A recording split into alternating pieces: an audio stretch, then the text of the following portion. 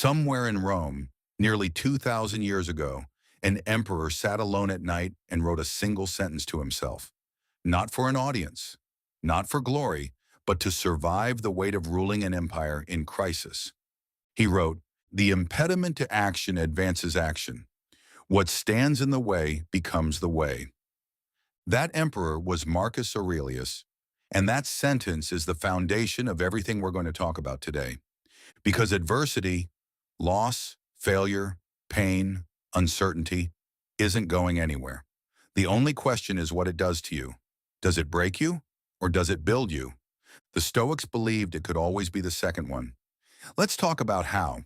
Here's the first idea you need to understand, and it comes from a former slave named Epictetus, who became one of the most influential philosophers in Rome. He said, "It's not what happens to you, but how you react to it that matters." This is the dichotomy of control, the dividing line between what is up to us and what is not. Your reputation isn't fully up to you. Other people's opinions aren't up to you.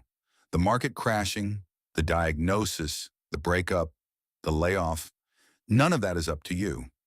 But your judgment about it, your response to it, that's entirely yours. Epictetus put it plainly. Men are disturbed not by the things which happen, but by the opinions about the things.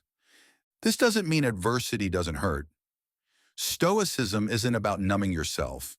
It means the event and the suffering are two separate things, and there's a gap between them where you get to choose. That gap is where strength is built. Let's go back to Marcus Aurelius, a man who buried multiple children, fought wars for over a decade, survived a plague, and dealt with betrayal from those closest to him, all while trying to rule with virtue. His personal journal, which we now call Meditations, wasn't written for us. It was written as a tool for himself to reframe hardship in real time. He wrote, "You have power over your mind, not outside events. Realize this, and you will find strength." And this one, which is perhaps the most quoted Stoic line of all, "The impediment to action advances action. What stands in the way becomes the way." Think about what this actually means. The Stoics didn't see obstacles as things that stop your progress. They saw obstacles as raw material. A blocked path doesn't cancel your journey. It becomes part of the journey. The struggle itself becomes the method. This is why Stoics train themselves to ask in any crisis, not "Why is this happening to me?" but "What does this situation require of me? And what virtue can I practice right now?" Patience, courage, discipline, fairness. Every hardship is an invitation to practice one of these. Seneca, statesman and advisor to emperors, understood something that sounds almost backwards. Comfort makes us fragile, and difficulty, chosen deliberately, makes us resilient. He wrote, "Fire tests gold, suffering tests brave men."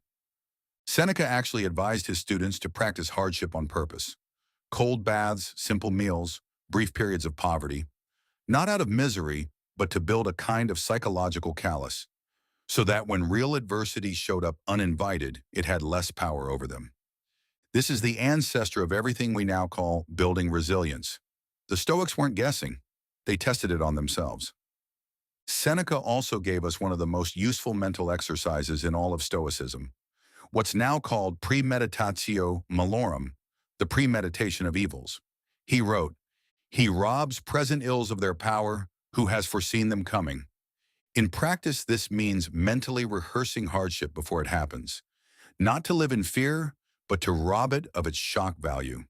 If you've already imagined losing the job, the relationship ending, the plan falling apart, and thought through how you'd respond with dignity, then when it actually happens, you're not starting from zero. You're already halfway through the response. So how do you actually apply this when adversity hits? 3 practices, straight from Stoic tradition. First, the evening review. Marcus Aurelius and Epictetus both practiced nightly self-examination, reviewing the day's events and asking, where did I act with virtue and where did I let the event control me? Not self-punishment, just honest calibration. Second, reframe the language. Epictetus taught his students to describe events factually, not emotionally, before reacting. Not, "my life is ruined," but I lost this job. The first is a story.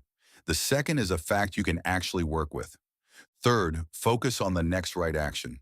Marcus Aurelius wrote, "Waste no more time arguing about what a good man should be one." When adversity hits, the Stoic response isn't to analyze it endlessly. It's to ask, what is the next right action, given where I am right now? Then take it. These three habits, nightly review, factual language, and forward action, are how Stoic philosophy stops being an idea in a book and becomes a lived skill. Here's the promise underneath all of this. The Stoics didn't believe hardship was good in itself. They believed hardship, used correctly, was the only real path to strength that actually lasts. Marcus Aurelius wrote something near the end of his life that captures the whole philosophy. The best revenge is to be unlike him who performed the injury. Not bitterness, not collapse. Transformation, adversity, met with virtue, doesn't just leave you intact, it leaves you upgraded. More patient than before, more courageous than before, less afraid of the next hard thing because you've already proven to yourself you can meet it. That's the whole arc. Event, judgment, response, growth. Every single time you get to choose the response, you're building the person who handles the next obstacle a little better than the last one. So the next time something knocks you down, a loss, a failure, a diagnosis, a disaster, remember what these three men understood from the middle of genuine chaos. The obstacle isn't blocking your path, it is the path. What stands in your way becomes the way through. If this helped you see adversity differently, hit like to let me know you got something out of it, subscribe for more on Stoic philosophy applied to real life, and drop a comment below. What obstacle are you dealing with right now that you're going to turn into the way?